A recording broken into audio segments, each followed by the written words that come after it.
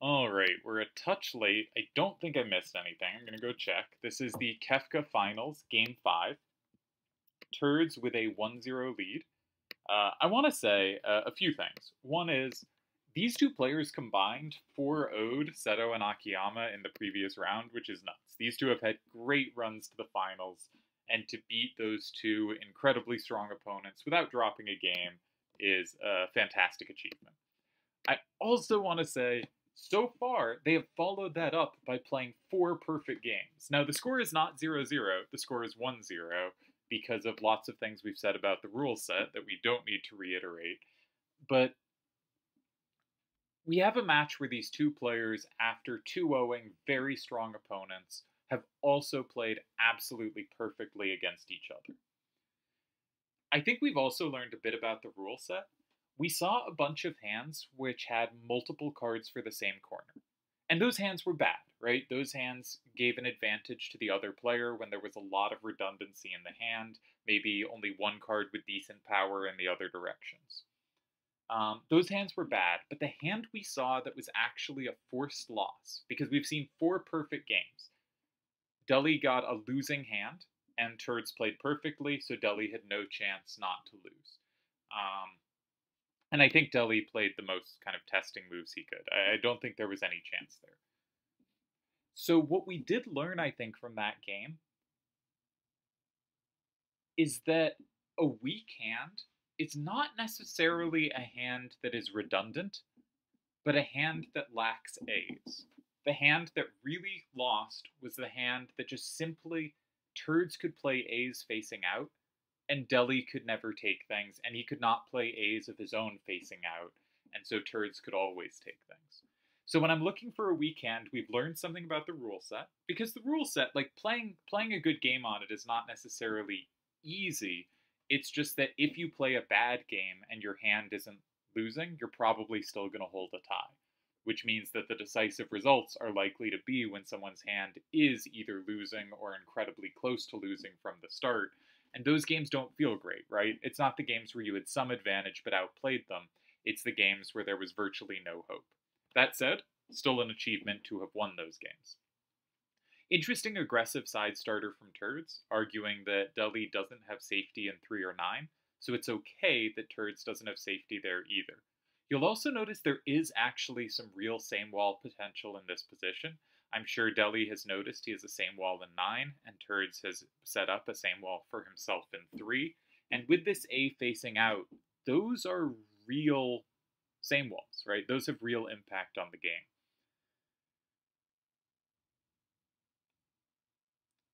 I would also note, no, there's nothing really to note there.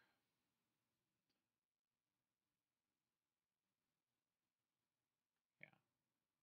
Well, so one thing I'd note is that Turds has A837.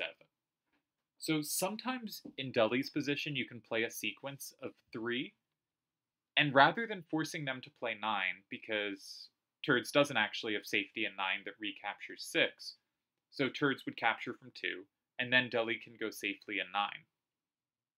But Turds has 2 ways to capture in 2, so you can't force both of them out of his hand. Specifically, he needs 5A67 to capture anything in 9 from 8. But that doesn't mean you can force 5A67 out of his hand, because anything you'd play in 3, he has a secondary capture in A837 if needed.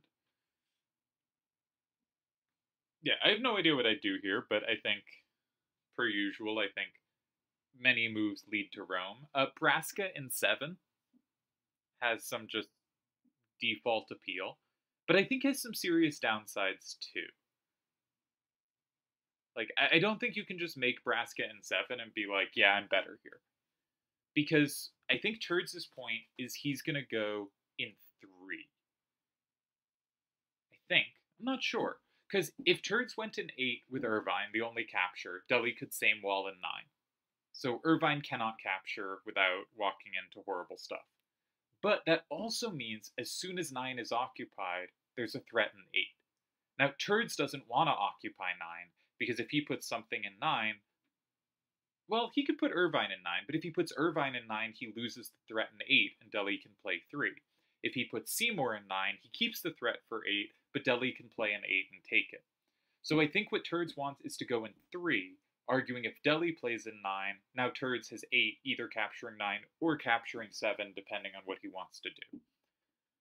And so I think Turdz' idea is to meet 7 with 3.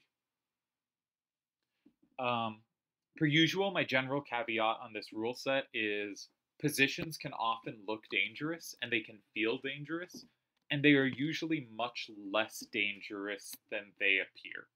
Like, it is very easy to think a line is winning for someone, play a few moves into the line, and find that they actually not just have like one tie, but have multiple ties. Which is, again, kind of the problem with the rule set. So Braska 7 is interesting. I keep trying to sequence 3 and 9, and it keeps not working because it's a bad idea.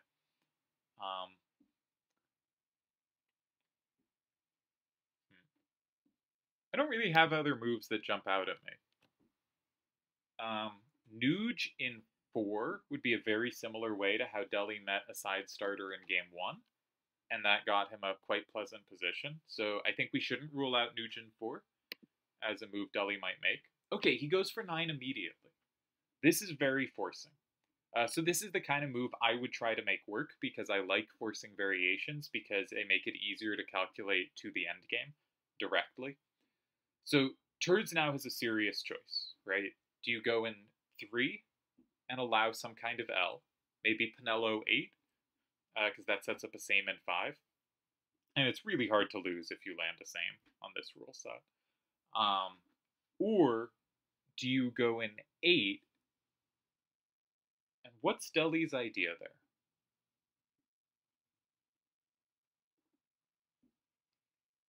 He doesn't have safety in 3.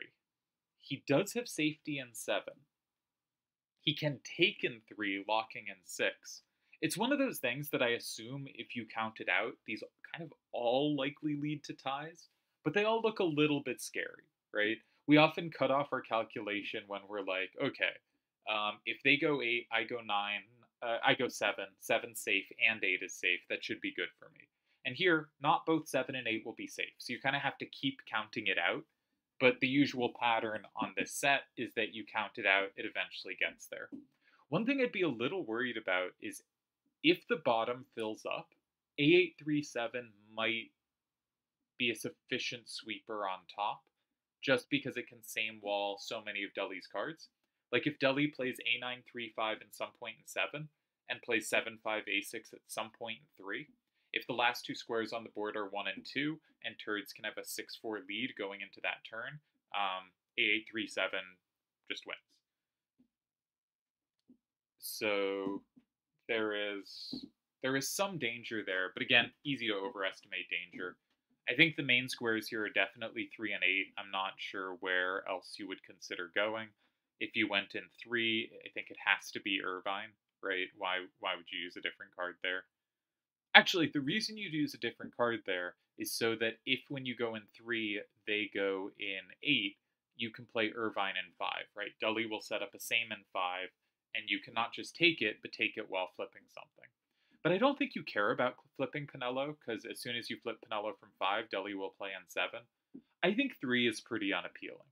I think 3 is met by 8, and then you're pretty clearly the player trying to find a tie somewhere.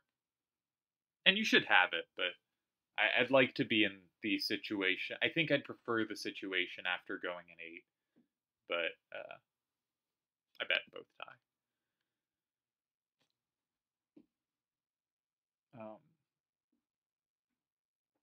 Yeah, what else do I want to say about the rule set? Oh yeah, I think it's important that this is a best of 3 rather than a best of 1, right? If a rule set is going to largely come down to getting great randoms and being able to convert them, right? There are going to be some randoms that are very close to winning that a player converts for a win, and some randoms where someone, as we've seen, is winning and they're able to convert it for a win. And there are going to be some ones which are very close where no one's able to convert, right? Where it's too hard or a player happens not to find the moves. And over a big sample, it will be telling who can convert those wins and almost wins and who fails to. but over a very small sample, it kind of just comes down to who gets the first winning random.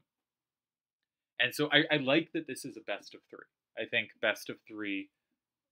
Okay. Turdz goes for the 3 rather than 8 path, which, again, I'm sure is fine, but was not my inclination. I would expect Deli to play Pinello in 8 here. And then I would expect Turdz to play Seymour in 5.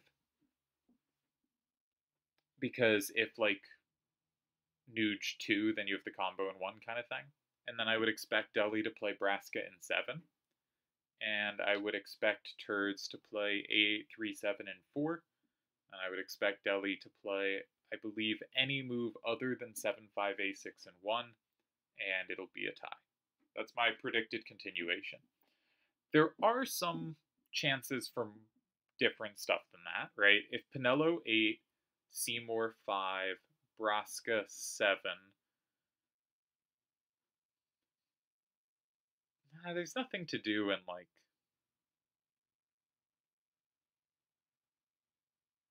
two. You're just met by X death and 4, if nothing else. Yeah, I'm not sure where there's deviation available here.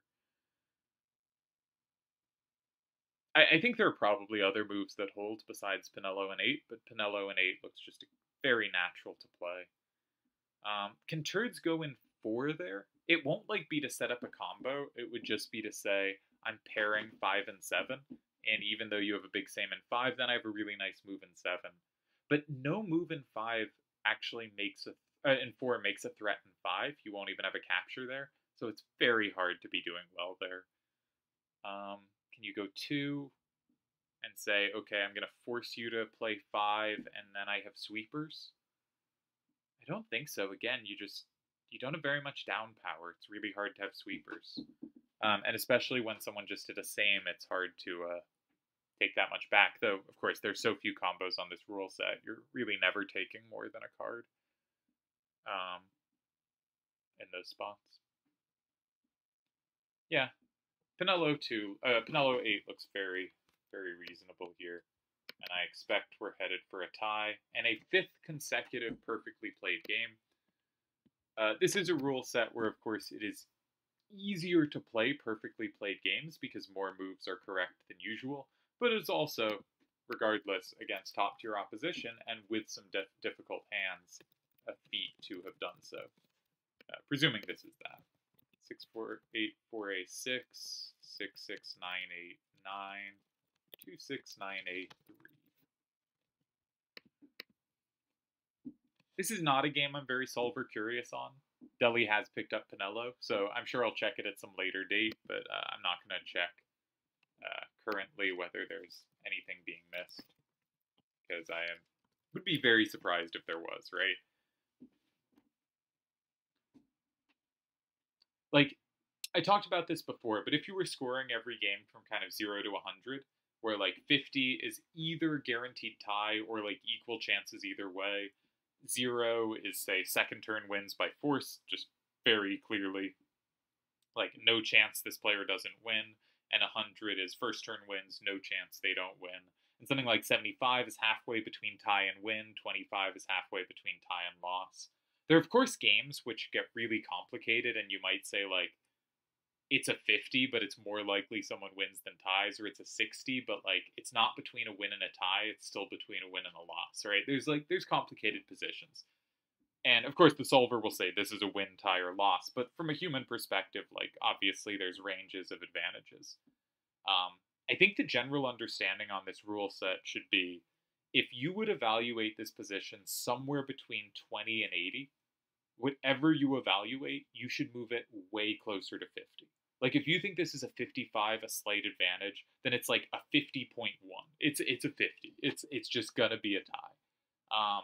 If you think it's a 70, it's like a 54. If you think it's an 80, it's maybe a 60, right? From like general understandings, it veers to a tie. However, once something hits some score, I'm not sure if it's like 80 or 90, and it depends how well you're evaluating. Actually, it's way closer to 100. And that cutoff point where it suddenly jumps from, no, this is way closer to 50 than you think, to this is way closer to 100 than you think, is, I think, kind of hard to identify. And we've learned something watching, which is always really interesting. One of the neat things about seeing rule sets you're not used to is you do learn things. And I think one of our main takeaways here is having tens is just so important the fewer rules there are. That just raw power is increasing in value. And maybe that sounds obvious, but, and I mean, it is very straightforward that A's increase in value the fewer rules there are. Stuff you can't take and that can take anything weaker is more valuable.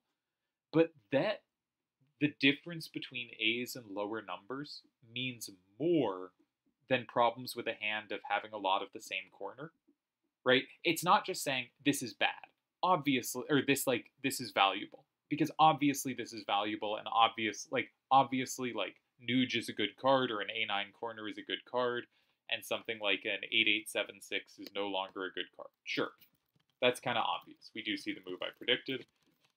But it is also obvious that having 3 or 4 cards for the same corner, especially if it doesn't give you safety, is a real weakness. That is also obvious. What is not obvious is which of those is a more important factor. And I think what we've seen really strong evidence of over this match is the more important factor is having cards with 10s on them, is having raw power. Raw power is more important than useful directional play. And that is very interesting. And maybe that's obvious to you, dear listener, but that was not at all obvious to me coming into the rule set. I think I was right about how ties and wins would work, and I think the games so far have been solid, not conclusive, but solid evidence in that direction. But I would not have been correctly evaluating, and I still might not be, but we're learning. But I would not have correctly evaluated what kind of hands actually were the crushing advantages and what weren't. I think that has been interesting and, to me, surprising. I would not have expected that. I would have expected that to be a factor, but not the big factor. And I think Turdz did a really good job of lining it up, so his cards like Saz were really likely to be sweepers. There were so many lines when those cards were dominant and untouchable.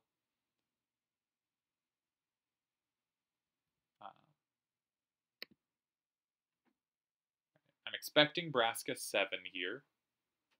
It's pretty hard to say Nuge 2 because you just get comboed, but honestly that might tie as well. Nuge 2, you go up 6-4. No, they go 7. They go 7.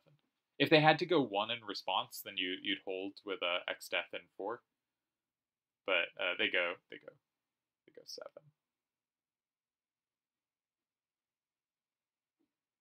Yeah, can't do that.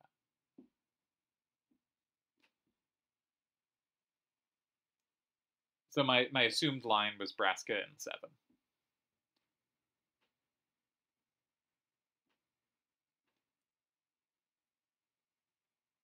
Is there anything fancy to do? What happens if Nuge in 1, setting up a same in 4?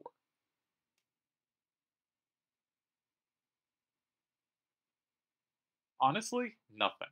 Turdz can walk into the same, go down 7-3, and just double capture on the last turn. Yeah. Always worth checking that kind of move, but here it's nothing. Yeah. Alright, so this is our 4th tie. I think I will start popping open the solver here out of some form of curiosity. At least get it ready to tell us about the games being played. But I'm pretty sure this is a 5th consecutive perfect game. So how far can the streak last? Right? How many perfect games can they play?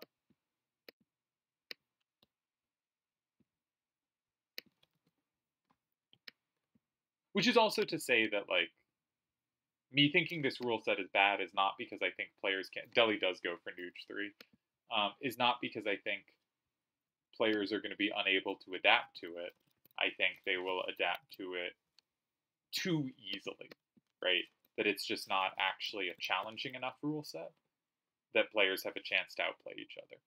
I guess that's the core of my argument against this rule set. 9, 8, 3, 7, 5, 8, 6, 7. Obviously not a shocker. Deli would play the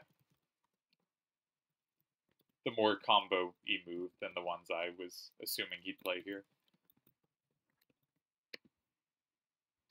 And we'll get the solver running. Again, and this is also not to take away from these two great players who have played just awesome tournaments to get here. And yeah. And are playing impeccably.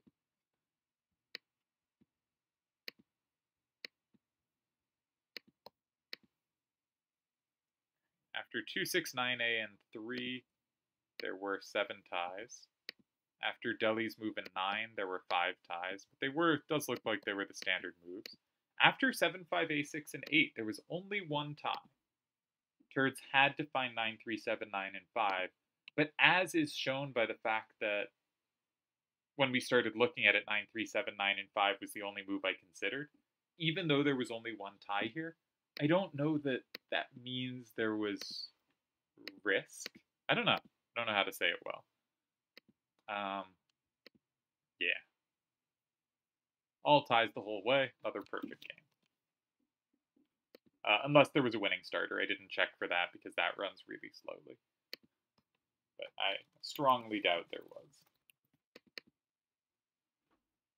was. Deli being cute, not even taking the combo. I think that's fun. I think that's a fun way to finish the game, is have that A8, 3, 7 just taking nothing. Stylish finish. I do think, maybe, I don't know. I think when you watch better players, they do finish games in ways I find more stylish. Just like noticing there's different possibilities for ways to end a game. That's nice to see. Right? Like, I didn't consider that as a possible way to tie. 5 games, 5 perfect games.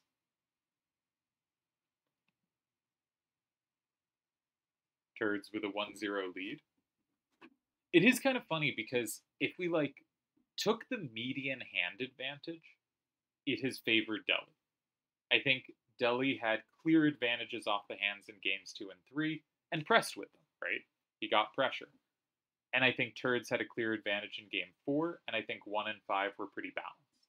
So average is leaning Deli, but Deli's advantages were not decisive. They seemed pretty big, but they were not actually all that close to winning, while Turdz's advantage was winning and he converted. Just such a weird... It's weird because we've never had a random major before. And majors are going... Random is going to mean there are some games where a player is just screwed and has no hope. This is going to happen some of the time. So what do you do to make it not determinative? Best of 3, I think, is a really good start on that. The downside of best of 3 is if something is drawish, the matches can just take so long. And it's cool to have marathon matches, but marathon matches where there's not that much tension because almost every game is just guaranteed so early to be a tie. Not even because the players are having to find fantastic moves. Those are less interesting. But I think best of 3 is a good decision for this format of tournament. I think it's the right way to go. I'm gonna start putting in cards just so when I get bored or lazy, we can jump to that. So putting in Deli's cards, I notice he doesn't have an A up, and I also notice his cards are really polarized. They're either great to the left or horrible to the left. And you can see that coming back to bite someone. But our main takeaway should be the worst card in Deli's hand is 8, 5, 7, 9. Is his A9 corner safe? No. Is his 8A Tifa safe? No. Okay, so no obvious starters. Turd's hand, on the other hand, and I usually check the second turn player's hand first, has A's in all direction except for left, where he has a 9. But I think we must still conclude 6, 5, 7, 9 is likely the worst card in his hand.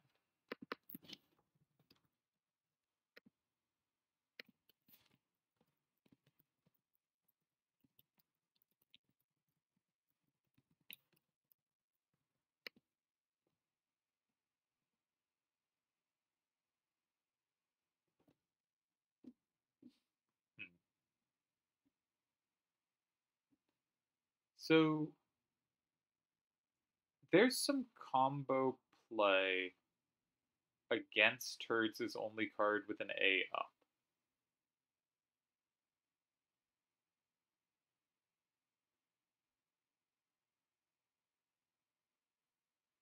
So I guess Deli doesn't have any way to force the A4-7-7 to be the only capture of something in a way where he could same wall that 7. I'm just thinking about what if it captures can Deli punish? How can he set up not a strong corner, but an annoying corner that's difficult to play against? And I'm not sure. Arguably, Deli has 2 corner cards for 9 and 3 corner cards for 1, and that makes it really clunky to find a way to play them out cleanly. I would kind of expect him to chuck something in 3 or 7. Probably 3, except that 7 seems an easier square to drop a card. That's a kind of random card. So maybe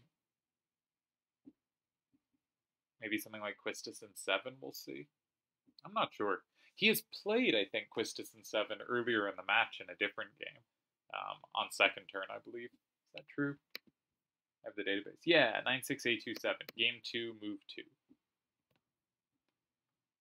I don't know how I'd start here.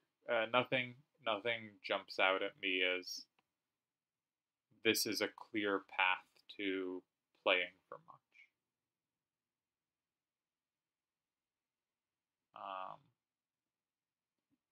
I guess you could think about aggressive sides. If you drop something in 6, then Turdz doesn't have safety in 3 or 9. And potentially you do with Arania. Maybe there's a case for 6. Per usual, my general thought is, like, make a move that seems somewhat plausible and your position's fine. But that might be not the case here.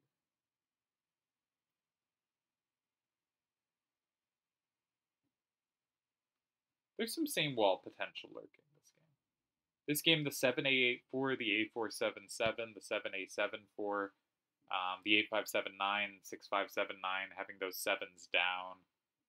There's also 2 cards with 5s to the right. Tifa has an A and a 5 to the left. There is some same wall potential this game, and some same potential. Alright. 8-5-7-9 and 3, I sort of thought about. I didn't like that both players had a same and 6. That was a little uncomfortable to my eye. But probably not too uncomfortable. If Turdz ever takes from 2, then Deli probably recaptures from 1 with an A facing out, and that seems reasonable. What would we do if we're Turdz here? Well, the previous corner starter that Deli got in trouble with, Turdz was able to set up both ways against it. And he already has a pretty good setup one way, but he cannot set up the other way. I haven't been looking for sames almost at all, and I think the players have done a better job of looking for sames than I would in my analysis. I kind of am close to treating it as a no-rules game, and I think the players are doing a nice job of not quite falling into a no-rules mindset. So Turdz has 2 captures from 6, and 2 captures from 2. The captures from 6, I think, are in general more appealing.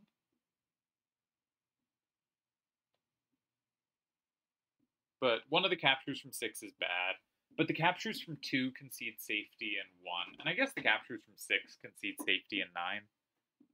So this can be one of the benefits of playing when you have a lot of cards for certain corners.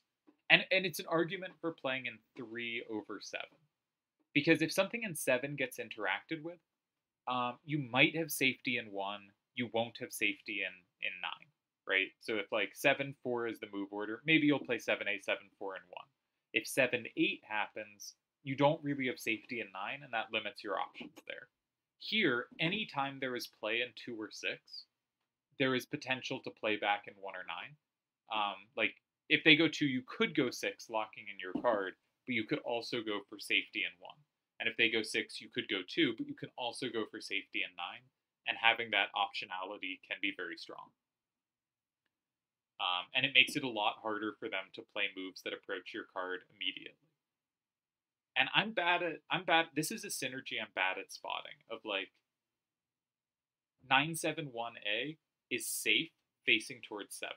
9-6-A2 and 6-8-A5 is safe facing towards 7, which means they are safe facing away from 3, and that should draw us to prefer 3 over 7 in general. And so I think this is actually a pretty interesting move just because I wasn't sure 3 versus 7, but you can see a very clear argument for why 3 would be the generally preferred square to 7. And that's kind of interesting, right? Because it's useful to have heuristics of how to find good starters and what corners to think about. And if you get a random of kind of all cards for 2 opposite corners and nothing for the other 2 corners, and you kind of think, okay, the only way for my cards to work well together is if they're facing one of the kind of extraneous corners I don't have a natural card for, because then at least all my cards are sort of half happy, they all half face the action, rather than having some that are happy and some that are miserable. Maybe a good way to decide between those is figuring out what is going to have better numbers facing away from this. And I think that can be useful. And sometimes, of course, you want better numbers facing towards because Triple Triad is a complex game. But interesting thought here. Interesting move from Deli. Nice to see like a strong player's preference between those options. Now, something I sometimes struggle with is I see a corner I can kind of deal with, but don't want to deal with immediately. I can kind of freeze and not be sure what to do. Because I don't have a way to interact I like, but I also don't need to set up further interaction. And that leaves you in a kind of no man's land where you probably usually end up going far away. But if you don't have a move far away, I can just get in this space where I don't want to interact. I don't have a clear path of how to set up interaction. And I tend to be less comfortable with uninteractive moves. So it can be a tricky spot for me. And I'm not sure what Turdz will do. Turdz goes for the adjacent corner. Turdz has done very well with adjacent corners this match. I think his most dangerous game was probably game 3, and an adjacent corner setup is what really helped him there. And we can see clear combo synergies, right? He has active play. His card is weak to 2, and no one can recapture from 4, but Deli cannot occupy 2 without being comboed. And because there is a 4 facing out from that, and same Deli has no 4s to the right, there is no way he can ever combo that back.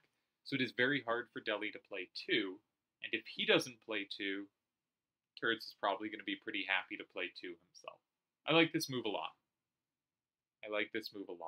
However, it does give up an A downward. So I think it would not be at all surprising for Deli to continue with Arania in 9. Just saying, you have conceded this. Your move cost you. Yes, your move interacts in a pleasant way, but it costs you a lot of power, and you now no longer have threats against this card. I now have a safe card on board. You have a card to defend.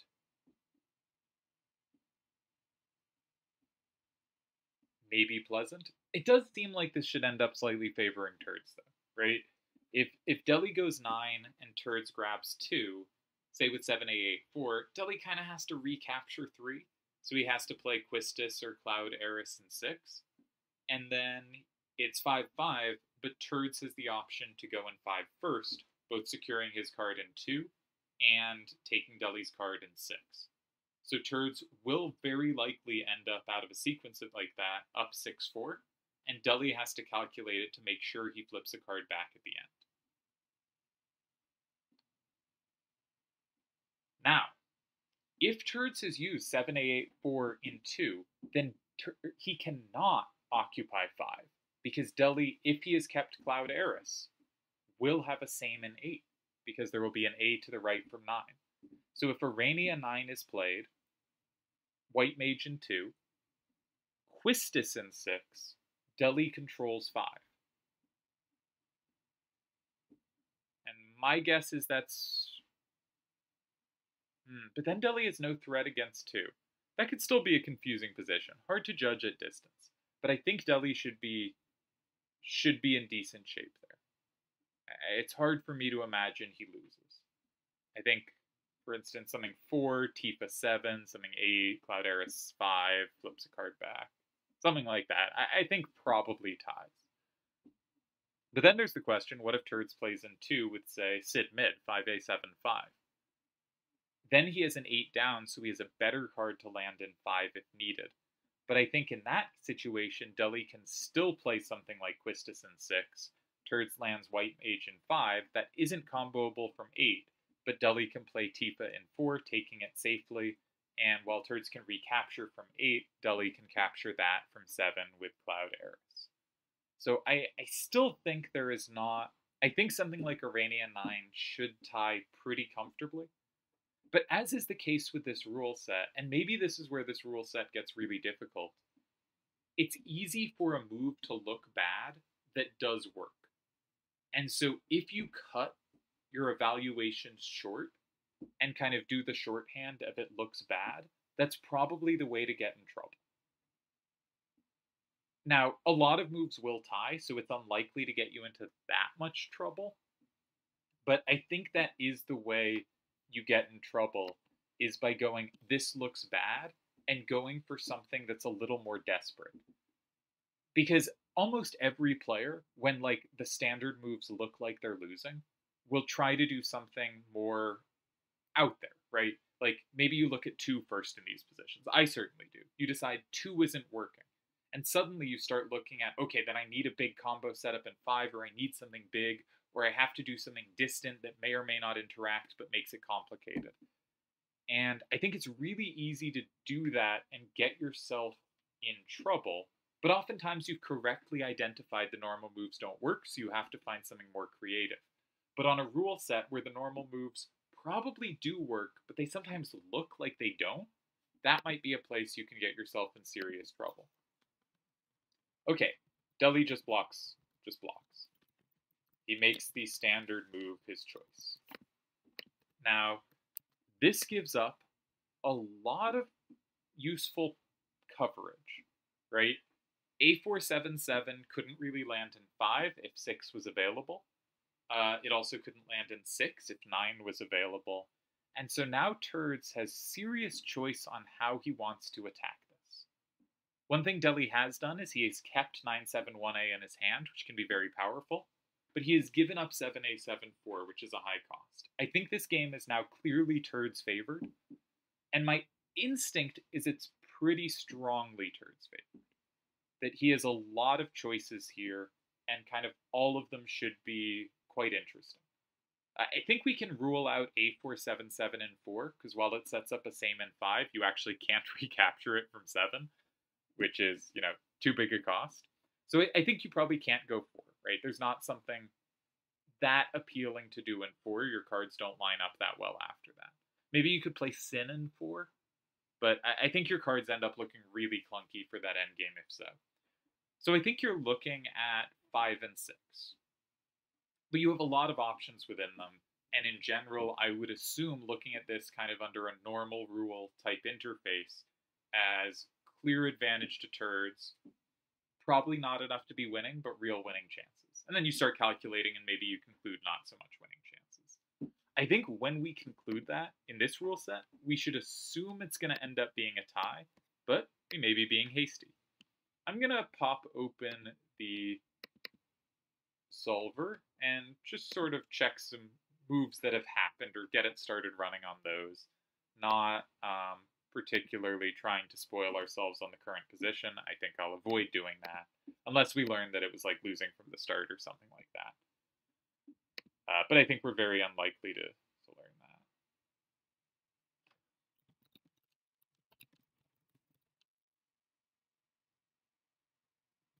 that. All right, Deli pointed out his anticlimactic move in 7, as he called it last game. And I did in fact say, I like it when people find those funny ways to finish a game. It that kind of move appeals to me. All right, checking messages.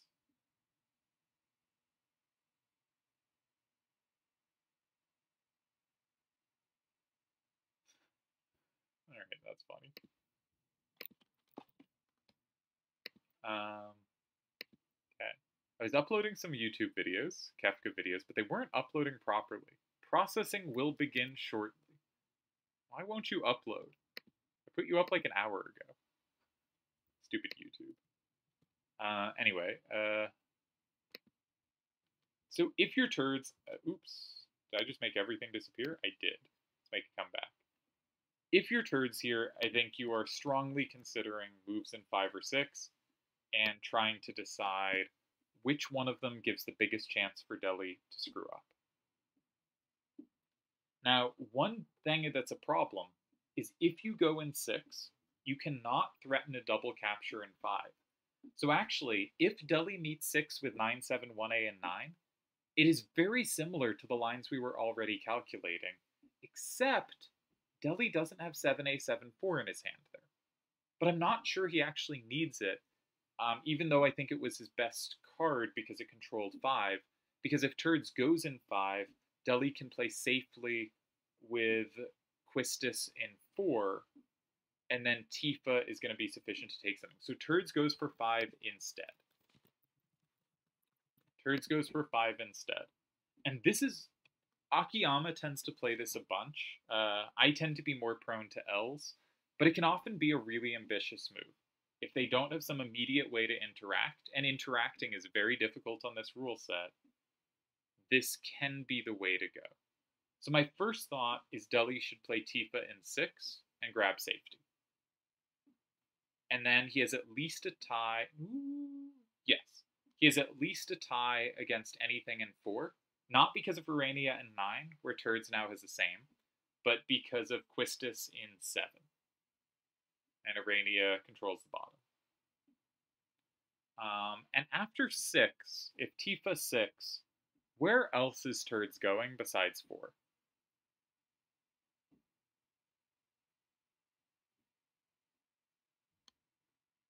Quistis sweeps up and down. If you go 9, say Urania 8 should be fine. Yeah, I think we are headed for another tie. But of course, I also don't think that means anyone did anything wrong or missed a chance for pressure. I think Turdz is moving 1 pretty interesting. I was expecting Deli to go Urania in 9, which did tie, but actually it looks like Deli had 7 ties after 9. Deli blocked 2 with 7A, 7, 4, which was the only move in 2 that didn't lose, which makes sense, right? The other moves walked into a combo. And yeah, Turdz was choosing between ties. He chooses 5. And apparently there are 6 ties in this position. I thought Tifa in 6 looked the most natural, and that is indeed a tie. And Turdz's ties are in the most natural squares, 4 and 9. Yeah.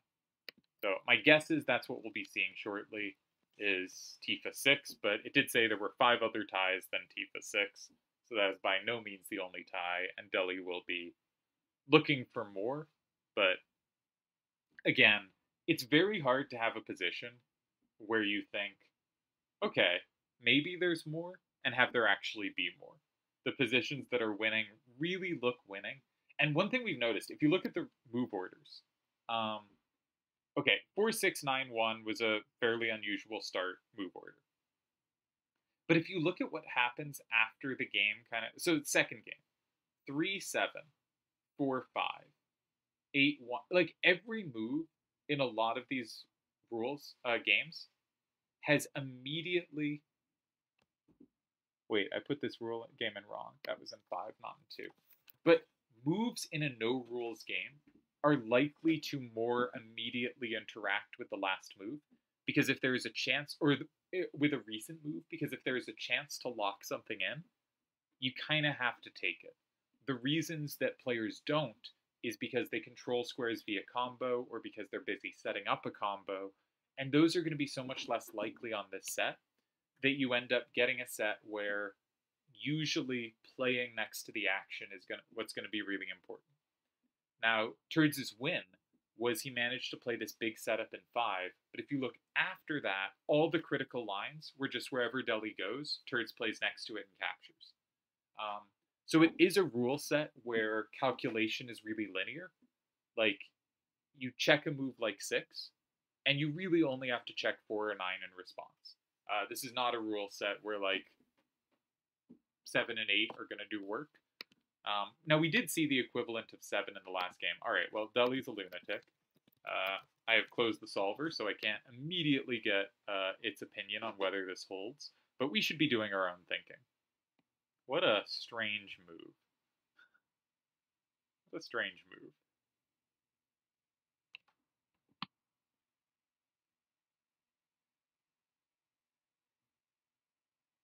So, what if Turdz...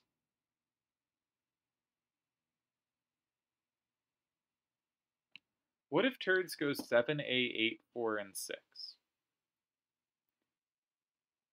He will lead... Oh, Deli is the same wall in 4. I missed Deli's same wall. Okay, there is a trick here, because I was thinking, 7, A8, 4, and 6, Turdz leads 7, 3.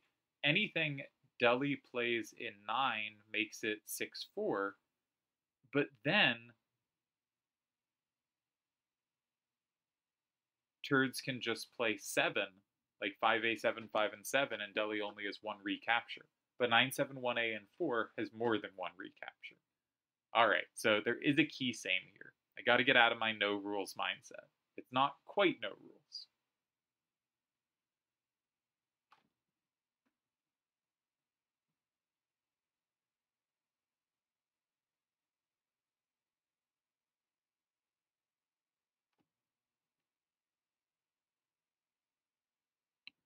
So what about Sin in 7?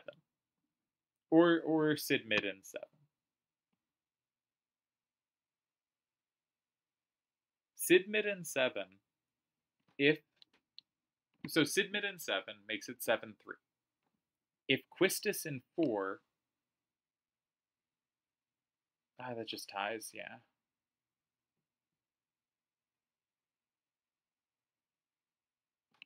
Oh, this looks so close to being a win for Turdz. This is not how I would have tried to defend this position. But I think Deli probably did calculate it out. I recently had a T against Akiyama that I calculated totally wrong. When there's like that one combo square, I really screw up my calculations. I don't know what it is. I find it really hard to see clearly. So let's just go through some moves. Sid mid in 7 makes it 7, 3. If they play Arania in 4, you reply with White Mage in 6 and you win. If they play Quistis in 4, that makes it 6, 4, but 9, 7, 1A will have sufficient recaptures. For instance, if you play 6, Arania gets 2 captures. I think we will be seeing maybe Sid mid in 7. But there's other squares that might make sense to land. You can block 4 immediately.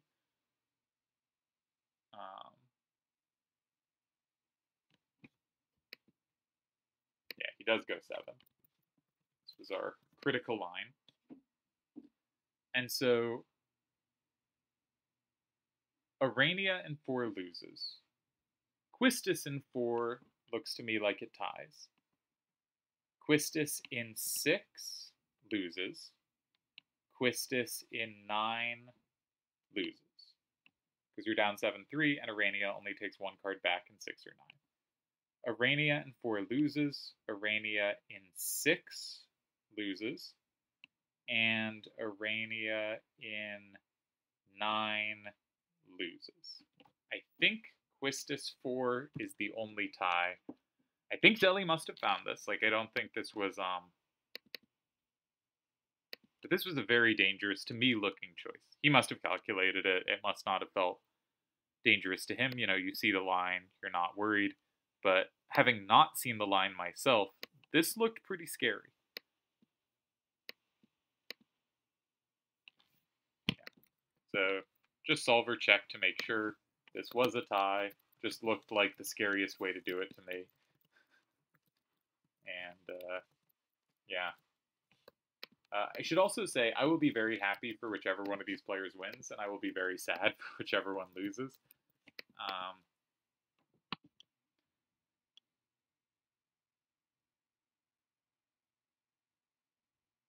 That was a scary way to play it, though, to my eyes. And I think that suggested that Turd's move in 5 did end up creating decent pressure. But it really was one of those positions, like, after 3-1-2, after the first 3 moves of the game, Turd's is better, right? Turd's should be looking for a way to press, and there's a lot of promising looking moves. And as soon as you start looking into any of them, like A4, 7, 7, and 5, I thought, ooh, that's promising. I had more checked 6. I hadn't really checked this one. Yeah, that doesn't give Irania 9 for free. But then I sort of go, okay, so what if Tifa 6, right? And then it's just so obviously immediately a tie. And this is to say, like, anything that looks promising for a turn is likely to not look very promising a move later. Now, this did end up looking promising a move later, but I think that's because Delial was being a fancy boy, not because of anything else. And it looked promising to me. It may not have looked promising to them. Do you think my videos have uploaded? Do you think processing will begin shortly? Will just last forever? Let's reload and see. Should we start a new video? Should we end it here? I can go probably one more game and then I have to go for dinner. But they're probably stopping here because it's pretty late in England. So I think we've just seen another 2 perfect games, 6 in a row for our 2 champions.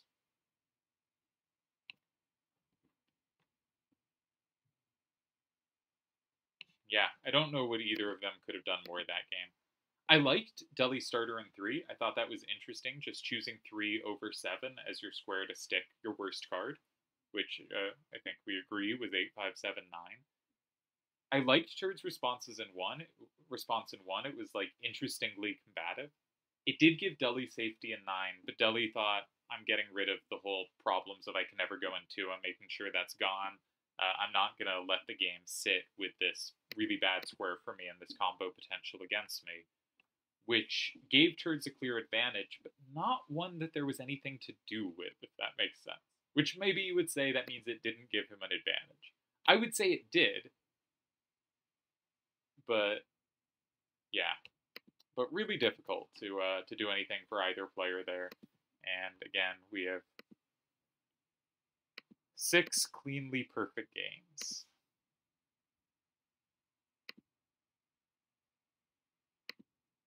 This is going to end up being the highest quality match of a finals ever played.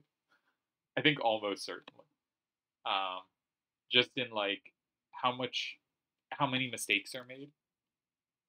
You like if you ask yourselves how many matches made it 6 games deep before someone won, right? Because if someone won in any other rule set, a mistake was made. Here, someone has won, but a mistake wasn't made. But if you were making the hands, a mistake was made in those games, either because you blew hand creation or because you blew the game itself. So to compare so far to the quality of this on a like pure mistake front, you'd have to say it went 6 games without anyone screwing anything up, and you have to be confident all the games to that point were perfect. I think that's really unlikely.